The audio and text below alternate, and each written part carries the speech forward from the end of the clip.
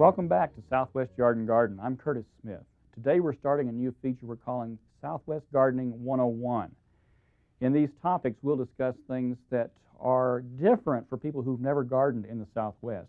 Gardening in the Southwest is different, but we'll also provide information that should be useful for veteran gardeners. Today we're starting with houseplants. On a cold winter's day, it's nice to work indoors. You can work with houseplants any time of the year, but it's especially fun in the winter when you really don't want to be outside, when the weather's cold or rainy or snowy, even though we don't have much of that here. When you're working indoors, one of the important things you want to do is make sure you keep things clean. And so we've got some suggestions for you. And what I'm using today is just a garbage bag. Working with this, we have the opportunity when we have debris that falls off the plant, we have soil that comes out of the pot, it'll stay on here instead of on the table surface. And when we're through, we can just turn this inside out. And we can capture this debris without making a mess on the table.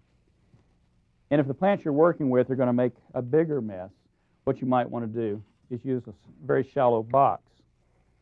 Put that inside the garbage bag. And then use this as your work area. And when you're through, you just turn this inside out. And again, you've captured the debris. And you've reduced the amount of mesh you have in the surrounding surface. You'll probably still have some. This is something that's relevant no matter where you're gardening, whether you're in the Southwest or the Northeast. It doesn't matter, you want to be clean. But here in the Southwest, one of the surprising things is when we deal with houseplants, we've got a lot of light outside and often not nearly enough light inside. I've got an example right here. This is a begonia. It's a plant which likes fairly low light conditions, but growing inside in my office, it's stretched out. It's not getting as much light as it likes. So it won't flower, but it is staying alive, and I can keep it until summer when I can move it back out to a brighter location. But one of the things that happens is we collect a lot of dead leaves on this plant. So one of the things you want to do periodically is just go in and clean up your plant. One of the aspects of gardening where light is not sufficient is to remove these leaves which have died under low light conditions. So you can clean your plant up, make it a lot nicer, and reduce the amount of debris that collects on the tabletop or the windowsill where the plant's growing. But watch for the stretching of the plant. That means it's not getting enough light.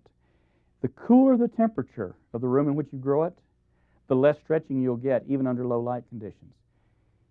However, we often want to keep our houses warm enough to be comfortable, and we also don't want to harm the plants. So sometimes we will have temperatures which are high enough to cause the stretching of the plant. In a plant like this, that's not a major problem.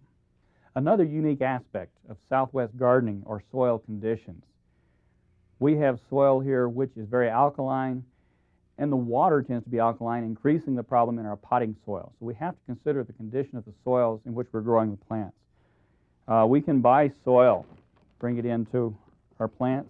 It's good to have this, very organic. You might, though, want to, in some situations, mix some native gardening soil. We've got to be very careful when we're doing that. If we use our native garden soil, we'll find that we often have weeds which will grow in that. And we have to deal with that. The best way to do that is to pasteurize the soil by heating it up to a temperature of about 160 degrees for 30 minutes. That will kill most of the weed seeds, a lot of diseases and such, so that we're not creating a problem. But be aware that native soil can bring weeds into your houseplants. And the other factor to consider, looking at the soil, is that salts will accumulate in the soil, and you'll often see that as a crust, either on the soil or around the edge of the pot.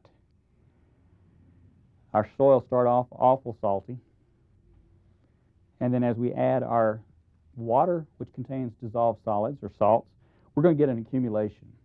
So we want to be very careful that we start off with a good soil. We may have to repot periodically to avoid this problem from becoming a detriment to the plant. We have to watch our plants, and they'll tell us when they're getting too much salt by getting burning around the edges of the leaf, or they'll show some other symptoms which tell us that we have a salty soil problem.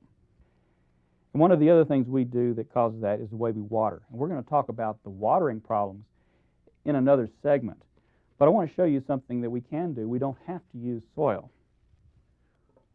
Some plants will grow very well if we just grow them in water. This one's a sweet potato. People grow this all over the country. And it makes a nice house plant.